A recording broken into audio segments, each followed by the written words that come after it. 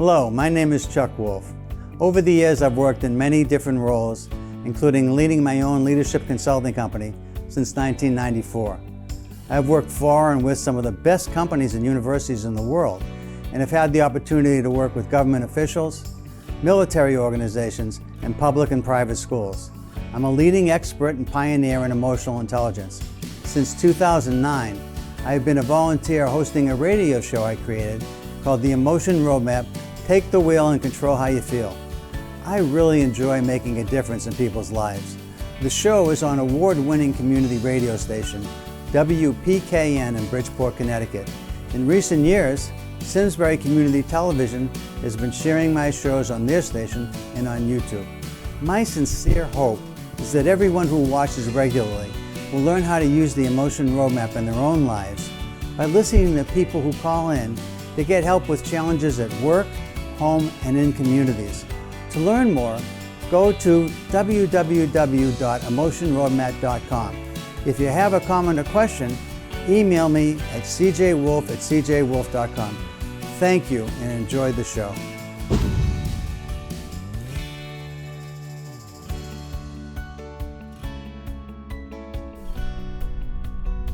Hi, I'm Chuck Wolf, and you're listening to the Emotion Roadmap: Take the Wheel and Control How You Feel.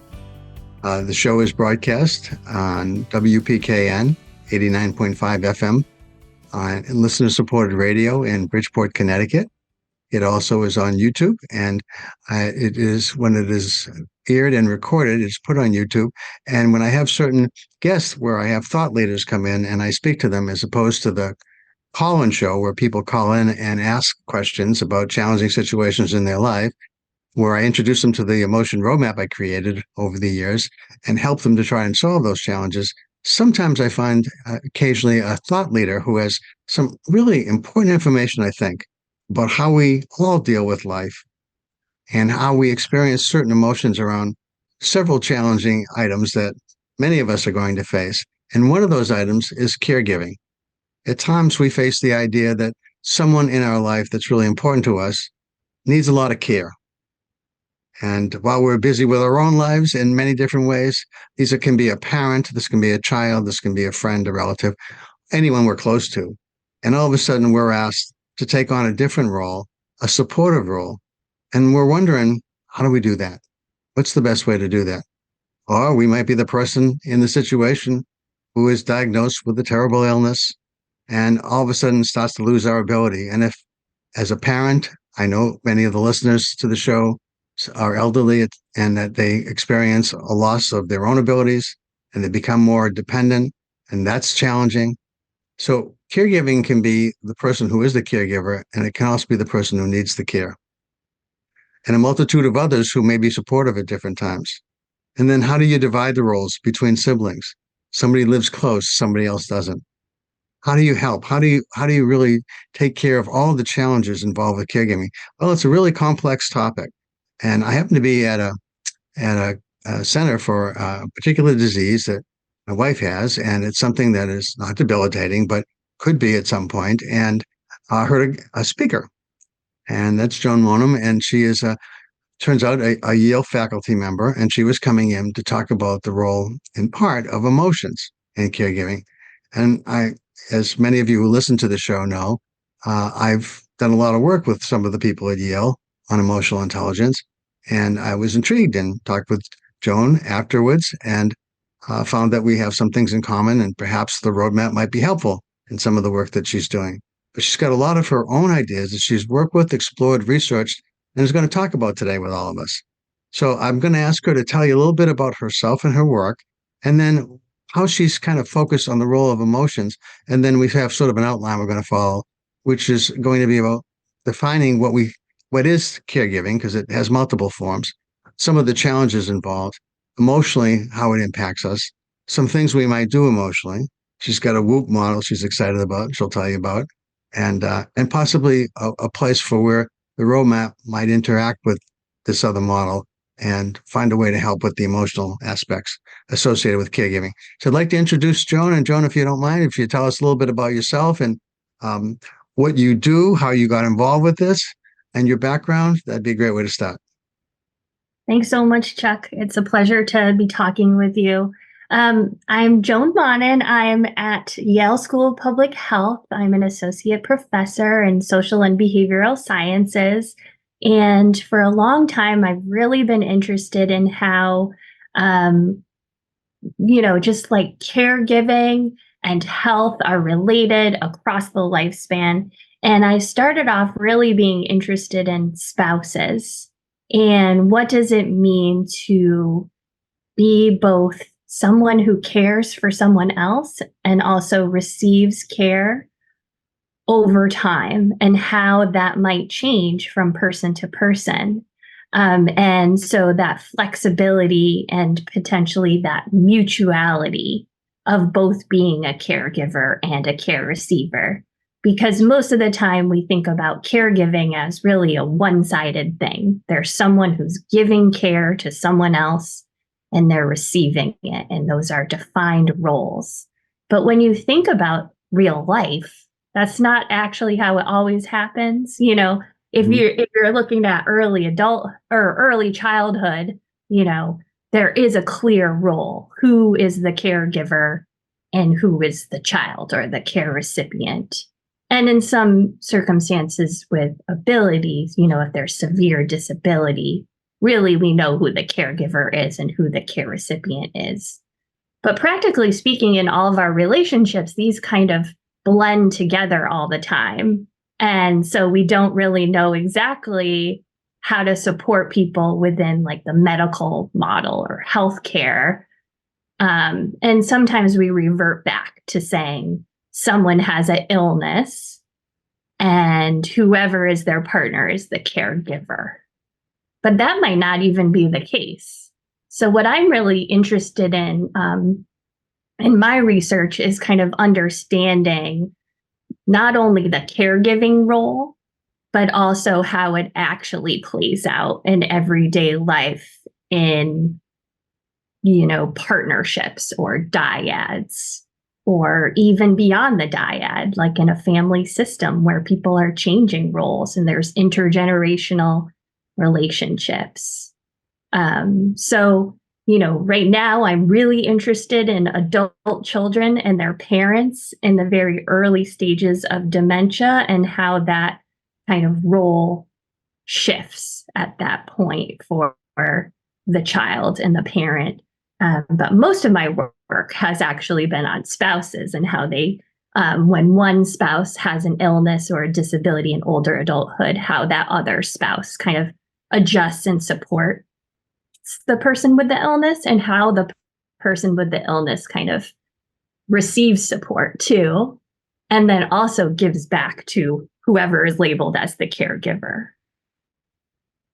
Well, I think as people are listening, I'm listening to you, Joan. It seems to me that one of the things that runs through people's minds is everybody, I think, that has a loving relationship with someone else is wants to be supportive, wants to be helpful.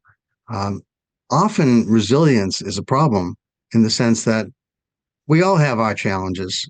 Everybody's busy. I know even with children that you're close to in your family, you want to see them, you'd like to be with them, but you or I have times when, geez, I haven't seen you in a while, but partly that's on me because I've been busy with my life, my personal things, and you've been busy with yours. Remember the song, The Cat's in the Cradle? Hey, you want to get together, Dad? And people, and you don't seem to find the time. But, and yet, when things happen to people that you care about and you love, and you want to help them, I think it starts off probably, sure, I'll help you, but then reality kicks in, and it's hard to carve out time. It's hard to find time, and even when you're doing it well for a period of time, sometimes one sibling, for instance, will help with a parent who's aging and becoming more dependent. Getting dementia, having some kind of illness that that causes them to need you to drive them somewhere, to do something for them, to take them to the doctor. This I think the demands keep increasing and increasing, and it's hard sometimes for people to stay on track and not feel, upset with other people in their family or friends who aren't doing more. So I think it's an emotional roller coaster for a lot of people. that it's sometimes you figured it out and it feels like I'm really glad I can be helpful to you. And other times you're really on the low part of it where I don't know how I can do any more for you. How do you talk about or help people with, or what have you found in research that helps people, continue to be motivated, to continue to feel somewhat resilient, to find ways to pick themselves up, to let go of the jealousies or, the fact that you feel like you're doing more, somebody's not doing enough. There's so many emotions that complicate all of this. How do you find your way through that? Yeah, I think what in talking a lot of family therapists around caregiving, they often say, when there's multiple potential caregivers in a family, that it's really about having those family meetings and understanding what skills each person brings to the table, right? So you sometimes have, one daughter who was like a CEO and really knows how to like call up and organize teams and things like that. And then you have another daughter that worked in healthcare as a nurse and is like really comfortable with helping with, activities of daily living that, a parent might need. And then you have another sibling that's maybe really good at kind of diffusing stress, is like really good at like emotionally caring for everybody in the family or like cooking or just being there to support the other people. And it's really important to think about maximizing the strengths that people have for that team, like asking someone to do something they're really not comfortable with. It's probably sometimes it needs to be done, if there's not anyone else to do it. But if it's possible, that's usually the way people like to do it. I think that's a great point that you're making about everybody doesn't have to do the same thing. I think if you can tap people for what they're really good at, and they can contribute in the ways that their strengths come into play, it actually creates resilience for people, I think. So I do think there's a possibility at times that um, focusing on where are we all strong and having that conversation probably can offset perhaps some concerns that people might have otherwise. Yes, I think there's also just practical and stressful things that need to get done that probably no one wants to do. And so usually someone, like takes one for the team, but it's important for the other people to kind of be a source of respite for that person too. So say there's one person that lives very close and has to do a lot more of the everyday things. And just having the other people step in when that person needs a break or needs to take over something for them is, I know, like personally from my family, that's really important for maybe the main caregiver in a family. How did you find yourself getting involved with this particular topic and this area of research? Lots of things to pick from. Obviously, a very smart person. We go down multiple different pathways, and you ended up in this area, in this field. Was there something personal or just professionally? You just had an interest? I think I've always been curious about how people kind of calm themselves in situations where someone's in pain or suffering that they really love, and how they're able to take their attention away from their self and how bad it feels to be near someone who's in pain and be able to take care of that person in a compassionate way. I think I've just, maybe it's like telling something personal about myself, but I tend to be like if there's someone that I love is feeling really upset, I tend to get very anxious. And I've seen other people who are so good in this role that they're able to kind of just like be calm, collected, and just really focus on making sure that person is doing well. And I felt like that was a dynamic that I was really interested in And so I actually did that for my dissertation when I was at Carnegie Mellon University, is reactions to people's anxiety expressions in romantic relationships, and kind of what backgrounds kind of lend themselves to having these more compassionate responses versus these responses that are more like self-focused. Like, I feel really uncomfortable, or I'm angry at that person as a defense mechanism.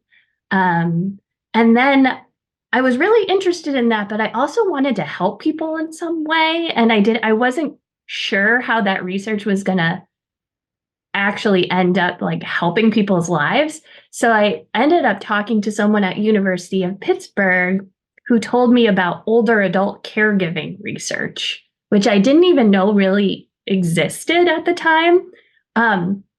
But the way that it was being studied was in epidemiology, and it was just comparing how long older adult caregivers lived compared to people who were older adults and not caregivers. And turns out that when you're a caregiver in older adulthood, you live less long than people who are not caregivers. Well, that's demotivating, I guess, to do more but an caregiving. an important part of that is you have to be really stressed out as a caregiver. So it's really the emotional strain of caregiving that decreases longevity. But the thing is that I really wanted to understand like more about this as a relational process, not just as comparing caregivers to non-caregivers. And this type of emotional dynamics is kind of something that happens within caregiving, and I wanted to explore that more. So that's how I got into it. Well, because I'm around researchers a lot in some of the work that I do, it's not my focus, but I'm often intrigued by it. And so when I hear something like what you just said, what would strike me would be, are there people who are caregivers that live longer than anybody? And what's unique about them? Yeah. So there's different research studies that actually show that some caregivers live longer than people who aren't caregivers. And in those studies, it tends to be the case that either there's a selection of who becomes a caregiver, right? So the healthier people are going to be the caregivers compared to people who are less healthy. So it's like a selection effect. If you're healthy enough to be a caregiver, you're going to live longer than other people.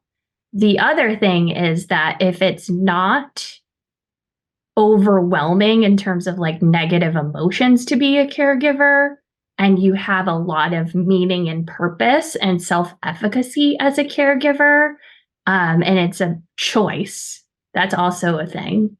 So people who don't have a choice as a caregiver have a lot more mental health issues than people who choose to be a caregiver.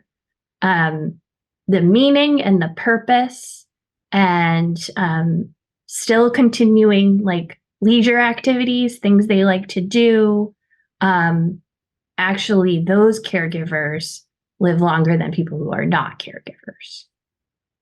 So I guess as you're raising family members and as you're raising your children, for those who have younger children these days, and are hearing this and not really worried about it, but just happen to be tuned in and listening and thinking about it because we're talking about it. How do you cultivate that sense of? I mean, this is actually interesting, and in the world that I live in, of the research around emotional intelligence, there's been a conversation about empathy, and empathy is described typically by a lot of people in the field of psychology as something where you understand how and why people feel the way they do, and how you might be able to be helpful to them in changing those feelings if it seems important to do that. But there's also the emotional empathy, which is actually feeling what somebody feels. And that's different than just intellectually understanding. It's actually feeling it. But then there's a third part. And to me, this is more of a value choice than a skill set. But nevertheless, they talk about it as empathic concern for others. So if I understand how you feel, and I feel what you feel, but I don't care about you, what difference does it make? But so this empathic concern for others, it seems to me the most important part of empathy. which is, do I really care about you? Now, sometimes I might care about you because you're only important to me for getting something done. And I care about you from that vantage point. And if I have those other skills, I'll know how to maybe influence you. Some might see it as manipulation. If it's a win for you and a win for me, I see it as influence. If it's just a win for me, then others would see it as manipulation. But the idea is that how can we both have those skills, but mostly how do we raise our children, all of us, to be more concerned about others so that we come to it when something happens to somebody we care about. Purpose is built in. We don't have to recreate it. We care deeply about our families, and as a family member needs us, somehow we carve out time and we don't feel stress. Well, you obviously feel some stress, but it's not the same as feeling stressed like, I don't want to do this. It's like, this is who we are. We're a family that cares about each other. We're a family that takes care of each other. Time to take care of you. Someday it might be time to take care of me. If it's always about taking care of you and that's the way it happens, I'm okay with that because it's purpose driven. So I love the idea of you saying, people that are healthier and do this more come to it with a purpose. It's a mission for them and purpose. But can you cultivate that somehow, do you think? Yeah, it's interesting you talk about empathic concern and empathy, and I've tried to look at this so many different ways as an emotion researcher too, all these different definitions of how you could be thinking about the other person's emotions or feeling that person's emotions, and what does it mean in this particular context of caregiving and illness or older adulthood. And it's interesting because a lot of the time, spouses who are very close to one another end up being very enmeshed with the other person's emotions. And one way I look at this is the inclusion of the other in the self scale. Do you know it? By Art Aaron? And it's just these circles, like a Venn diagram, and they get closer and closer and closer. And you can have people, just complete this scale where the circles are completely separated and then they get more and more overlapping. And what I find with spouses who are more overlapping in their inclusion of the other in the self end up being a lot more depressed the worse that their partner is doing. So if they perceive that their partner is really having a lot of negative emotions and they see themselves as not separated from the other person, they also feel a lot of negative emotions. So there's empathy, that feeling of what other people feel. And that's, it's interesting. In the world of emotional intelligence, there are different models of how you define it. One is the stability model that Peter Salovey, Yale's president, and Jack Mayer, his colleague at University of New Hampshire, created with David Crusoe. They created this ability model, and it measures emotional empathy in part.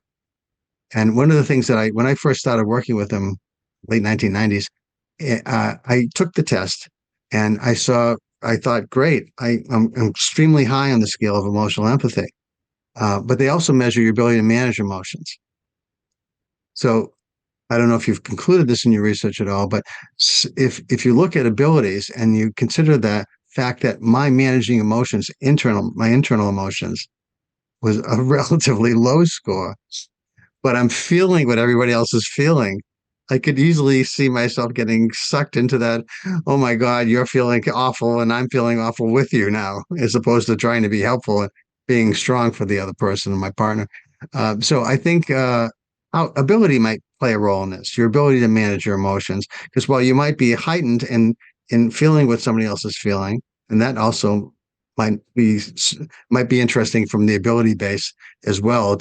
If you can't feel what other people feel, you intellectually understand it, maybe you're stronger in being helpful because you're more distant from it. That circle that overlaps doesn't overlap quite so much if you don't have that necessary natural or ability to feel what somebody else is feeling. So on the one hand, I was pleased to be really high on this, and then found out, but sometimes, like if I go to a wake and it's for somebody that shouldn't have died when they died, bad accident, young person, somebody's child, and everybody's feeling extreme sorrow. I'm struggling in that moment, even if I don't know the person that well, because of how everybody else is feeling. So, in my point being that ability might play a role in this, emotional abilities, and that um, as you get sucked in like that, again, one of the things that seems to me, if that's happening, if anybody's listening and that's happening to them, you and I have talked about the emotion roadmap as possibly being helpful in your work. The way I think about that is something reminds us of the fact that you're not doing well, and something triggers that, maybe you've fallen and you fell again today, and all the horrible emotions spike. But that's a narrative for me, that's a trigger. We know that's happening. It's going to happen more often. When it happens, once it happens, what are we saying to ourselves? When the trigger happens, instead of just the emotional response, which is often quite negative, it's still going to be negative, obviously, but can we understand this is just part of what's happening? And it happened again today, and I'm sad and upset about that, but I'm not out of my mind about it.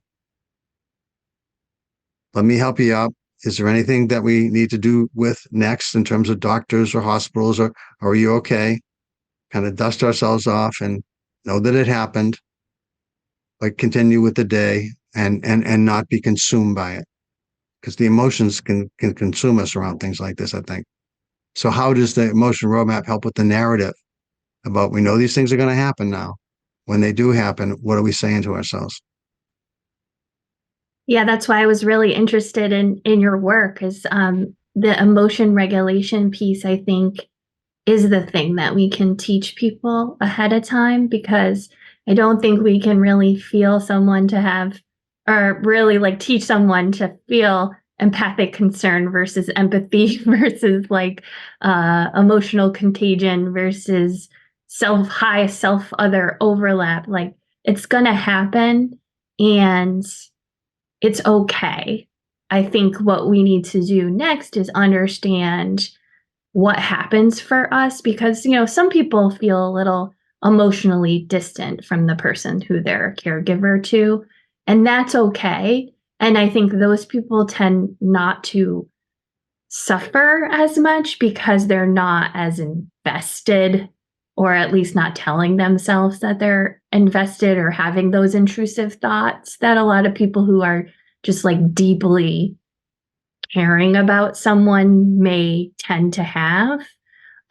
So I think it's about understanding like how you're reacting to something, and using the tools that you've developed and other people have developed to just understand what those emotions are, and to move on so that you can take care of yourself and you can take care of that other person in the best way possible.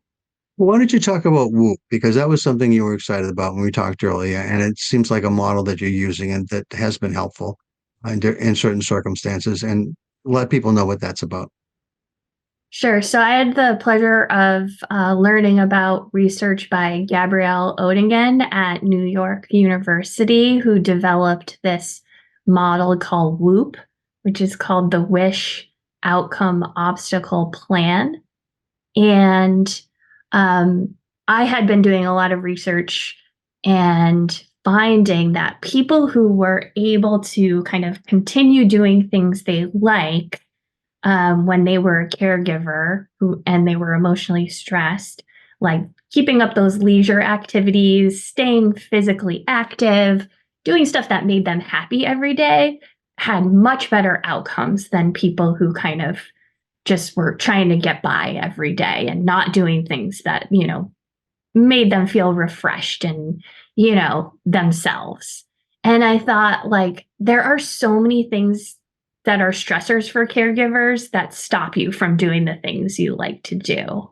So, are there tools out there that actually could help you, like, be able to accomplish goals in your life? And they could be any type of goals, just from like taking a walk around the block. Like, maybe you're just so overwhelmed as a caregiver that you can't even feel like you have time for that anymore. And you're so restricted in your role that you're feeling very depressed. So are there like known tools out there that have been tested for many, many years that we could just teach to people, maybe on the earlier side of their caregiving journey, so they kind of have this ingrained in their like emotional toolbox over time. And as things get, harder and harder, they can just pull it out and say, like, here's something I know what to do that I've practiced many, many times. And it kind of feels a little bit second nature, but it's needed at the time. So this model, the Wish Outcome Obstacle Plan model, is based on over 20 years of experimental research and has been brought out and disseminated all over the world. There's a website for it. There's an app for it. There's all kinds of videos on YouTube to walk you through it. And it's super quick. And as someone who's in public health, I'm really interested in tools that can just get out to everyone, that you don't have to be hooked up to a therapist or have all of these special resources around you, that you could just learn something and practice it over time. So WHOOP is wish. And the first thing you do is you just sit down and think about something that you want to accomplish. And it has to be something you could actually do. It can't be I hope my partner's disease goes away, because no one really has control over that. It could happen, but it's probably not something you can do a WHOOP on. So say, for instance, you had a wish that you just wanted to go out with your friends once a month, and maybe your partner needs to have someone to take care of them during that time, and you feel I just don't want to put in the effort. It's too much, but I know that would really make me feel happy. And so you think about the outcome. And this is a really important step, because you're visualizing and you're taking a moment to think about how you would feel if you were able to go out with your friends for dinner. So you kind of think about it in your mind and try to envision and think about the feelings. But then the next step is to think about the obstacle. And the obstacle has to be something that's actually controllable by you. So what is actually getting in the way of me making this happen? And so sometimes this is really hard for people, because I think we are kind of defensive or trying to make excuses for stuff a lot of the time, just because it's so hard.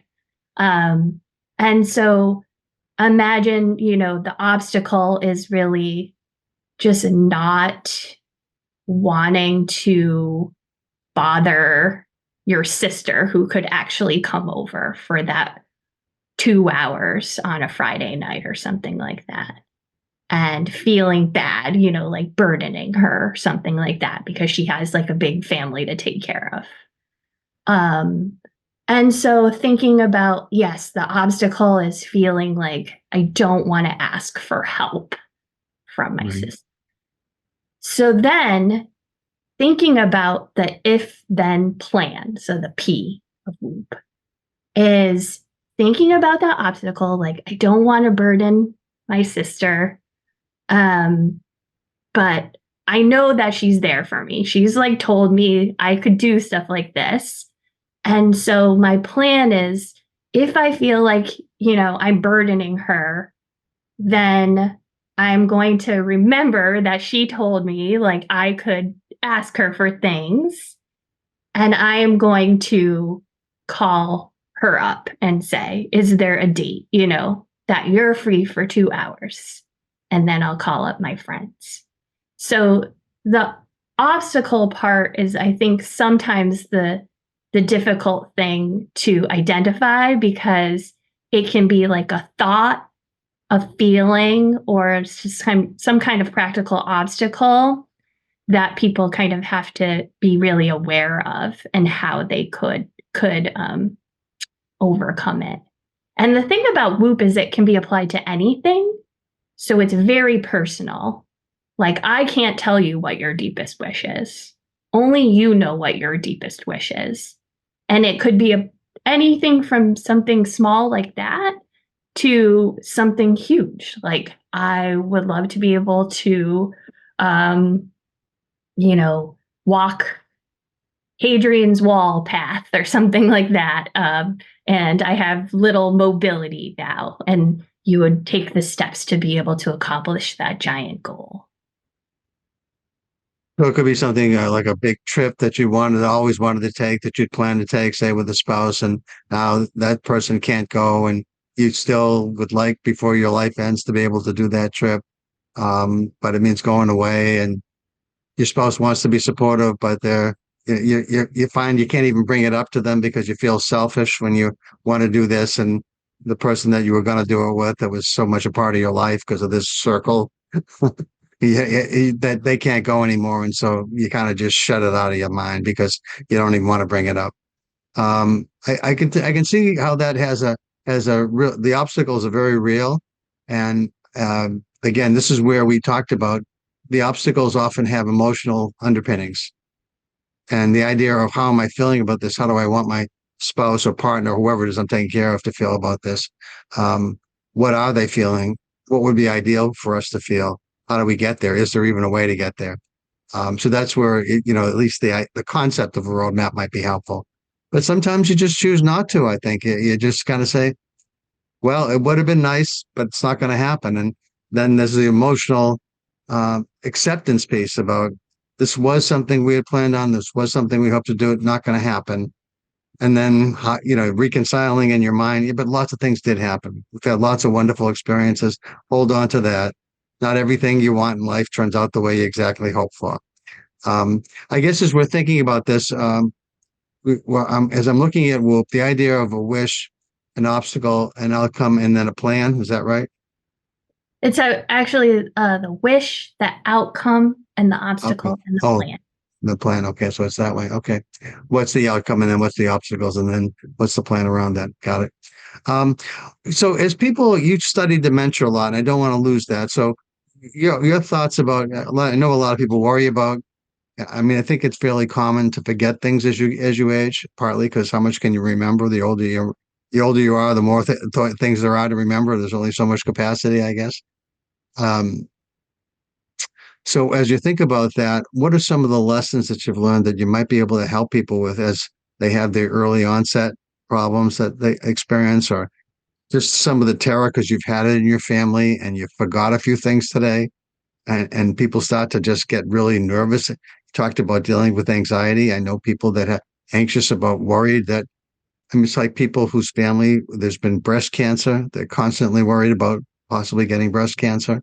People whose families have had dementia often are worried about, is that happening to me now? I could remember a few things today. I never remember where my keys are, things like that are somewhat common. But how have you found people dealing with that successfully, if at all?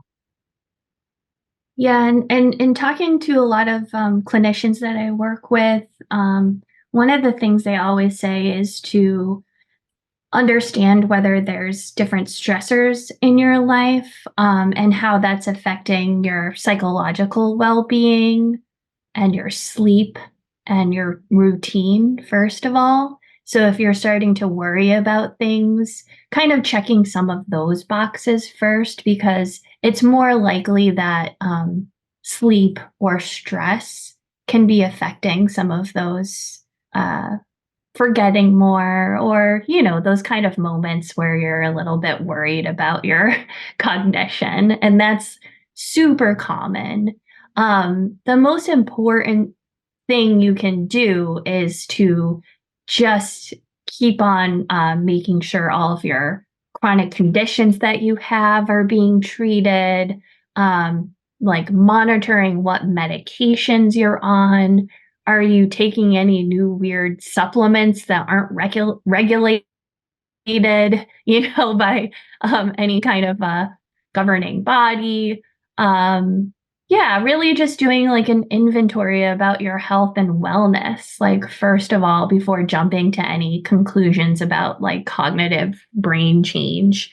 But if you are still seeing changes and other people in your family are seeing changes in you, it's good to be open to what other people are observing, because sometimes you can't see what you're doing Or if you're being forgetful, then that means you probably don't know that you asked someone 3 times whether they had dessert or something like that, you know? So, I think it's because it's really scary and it's very stigmatized to have cognitive impairment, um, that people kind of don't want to know sometimes if they're doing those things, or they figure, like there's no cure for Alzheimer's, so what's the point, Like, let me just be oblivious.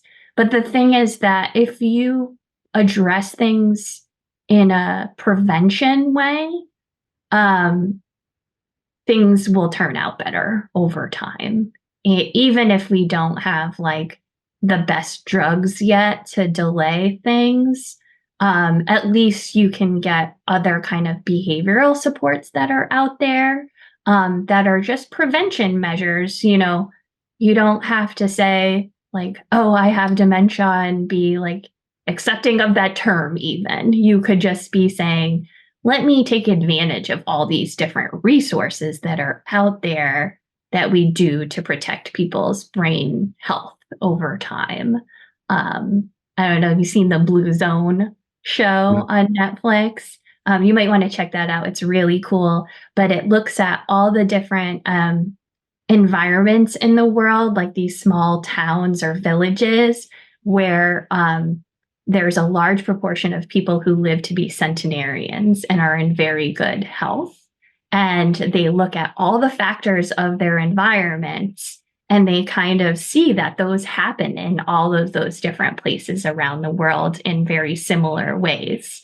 One of them is meaning and purpose in life. Like each one of these communities has these like cultural or kind of things about their environment where they have a sense of meaning and purpose in life.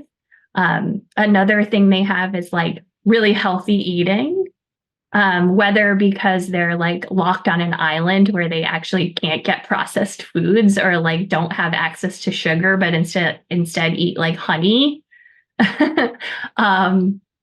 And then I think another thing is that they do a lot of volunteerism, like so they help people besides themselves a lot. And then another thing too is that like the structure of their environments keeps them physically active, or like in Okinawa, they don't have any furniture in their homes. So they're very adept at getting up from a seated position to a standing position every day throughout their life. And so it gives them like extra balance that, us in our Western culture like wouldn't have, because we have like our recliners and things like that. So it's fascinating. And a lot of people who are interested in dementia and preventing dementia are really getting interested in like these structural factors that can lead to better brain health throughout life. Well, that's fascinating. Really interesting. A number of things about ways to stay healthy, I guess, where you don't have those environments. Maybe you can recreate some of those things for yourself. I think the key of a sense of purpose is really important. I like the WOOP model that you talked about as a strategy. Hopefully, people that listen to the show regularly have learned more about the emotion roadmap, which for those who aren't regular listeners, basically says anytime you've got something important that you're dealing with that has emotional underpinnings, and it's really consequential in your life, that you want to stop and take a moment to reflect on what's actually happening, who's involved, how are people feeling, how do you want to feel yourself and anybody else that might be key to what you're trying to get done. Certainly in caregiving, there's maybe multiple people involved, and you want to think about how everybody's feeling.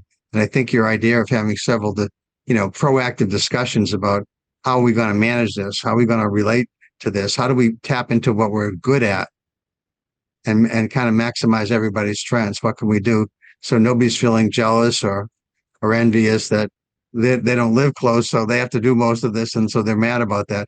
The person who doesn't live close, can you do something else that you're capable of to help out? Those are all important points about this. Is there anything else you think's really critical that you want to say around this world of caregiving? I know that sometimes one of the things, by the way, in your part, you have several podcasts. I watched a couple of them. I know one of the things that another person who was an expert you were talking to really has dealt with the system of how do you find care, because individually we can't do all this ourselves, and it's incredibly expensive to put people in nursing homes. But it's also expensive, but sometimes it's a better choice or not to have somebody come into the home. And how do you find somebody, and how do you screen for somebody who's going to come into the home? Because obviously you're putting them with a loved one. How do you trust them? How do you screen for that? Any thoughts about that part of it? Yeah, I would just say from a public health perspective, there are so many caregivers around the world and this country that have very little support and are just not acknowledged in kind of any system that we have, whether it's the community or healthcare. Everybody's treated as an individual patient in the healthcare system, unless you're like a mother and a baby. Or in pediatrics, we do this a little bit. Or if someone has some kind of skin infection in a family, sometimes they'll treat the whole family because they don't want it to spread to the other people in the households. But we really don't do that for people in older adulthood. And people's health is so connected, and especially when it's a caregiver and someone with multiple chronic conditions or dementia. And so we really need better systems in place in communities to support that that's happening, and to think about everybody's health in that situation and how they're connected. And so we just need more helpful policies and acknowledgement in the system that people do not live in isolation from one another, and we should capitalize on our care and love for one another and families that allows people to do better when they have a chronic condition or illness. So supporting that caregiver who already is making a difference on people's lives, to bolster it further and protect that person who may be the patient down the road. So those are the kind of things that might be helpful to think about. I guess if you do interact with the system, any guidance for how you have those interactions when you are looking for support outside of your own family members and friends, perhaps? I realize a lot of people can't afford any kind of system. And I think that's what you're saying. We're not set up with our public health system necessarily to be supportive. But if you are trying to navigate that system, any thoughts about how you do that? Yeah. So there's a lot of organizations that are out there that are local.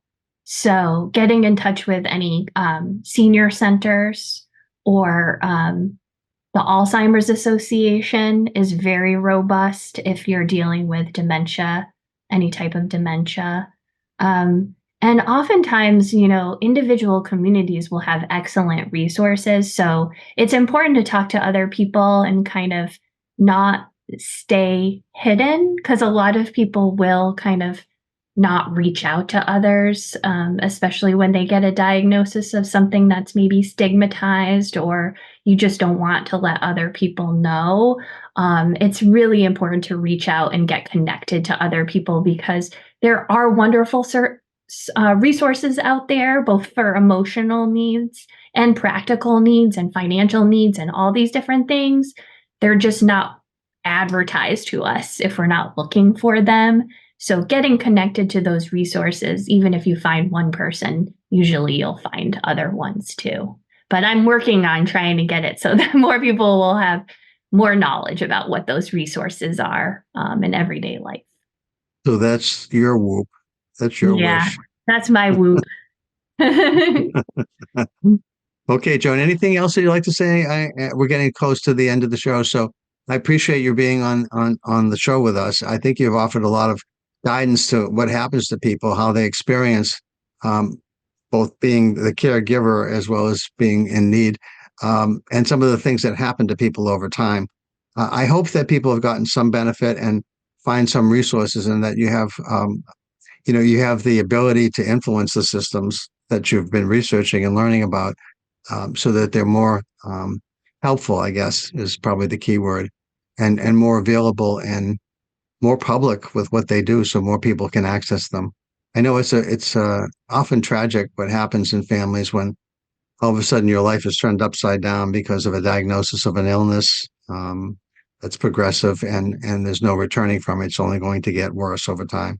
Or dementia, as you said, you've researched a bunch. Um, it's a tough experience. We've had that in our lives. I know a lot of people have been touched by that. It's sad when it happens. There's I think in my mind, again, part of what I've tried to do in terms of helping people and having a purpose in my life, which is to help with making a meaningful, positive difference for people, having a show like this where an expert comes on and talks about some of the things that she or he or they have learned about how to deal with certain challenging situations that are really emotionally challenging. By the way, just to make a note for people that are listening, I just did several other interviews with people that one was about grieving, healthy grief. And the person that I interviewed about that is Karen Kramer. And she has written a book that, again, has a framework in it that I think will help people to deal with the grief that comes in just knowing you got the diagnosis, or just watching a loved one or yourself begin to experience some of the things we've been talking about. And then another by Dan Goleman and Carrie Chernis, a book called Optimal, which is how do you be the best possible version of yourself every day, every regular day, not something that's unique and ephemeral, but something that actually happens that you can help control. And a lot of that ties to being more emotionally intelligent. That's sort of my commentary on this. Any last thoughts you'd like to share about this from your perspective? Yeah, I would just, remind people that it's not easy, whether you're a person living with dementia. I just talked to someone yesterday who said, there's a lot of time between diagnosis and what you imagine the end is. And so really make use of that time in between and have a meaning and purpose. And it's not going to be easy, but think about how you can live your best day every day, not knowing how it's going to change over time. And I find that really a good inspiration for both people who are living with these challenges and are still able to do such important work and also have quality lives. It's not, always such a sad thing. It's just something that you have to have part of your life. And family members should be there to understand that and also have compassion for themselves along the way, because it's also hard for family members too. And I love the idea of trying to have a conversation with friends and family members about how do we play to our strengths, and trying to work through this. And also, I think, letting go of the times where we feel like I wish somebody else would do something, because I've heard that a number of times with people that are trying to help a certain family member who's struggling, and some people are doing more than others around this, right? So it's not always easy to address that. Okay, so those are I think some tools to take away. I hope that you are able to be successful, continue to be successful. I imagine as you learn more about this, the anxiety you had about it has lessened. I hope so for you. I think we all come to be anxious about certain topics, and part of what I find that helps with anxiety is to learn more about the topic, to understand more about it, not be afraid to face it and confront it and think about it and study it and actually investigate it and see what you can gain from that. I think helps all of us to be less anxious about things that are obviously things of concern. Much of what we talked about today. Thanks so much, Chuck. Well, thank you, and thanks a lot for being on the show. If people want to know more about your work, how would they find out about that, Joan? About some of the research that you've done? Is there a website or any way that they could find your work? Yeah, all you have to do is type Joan Monin and Yale, and I think I'm the first one. My kids are always excited about that. Okay, so Joan. it's Monin is how you spell my last name. Okay, thanks a lot for being a guest on the show. Appreciate it. Thank you. Okay, thanks. Bye-bye.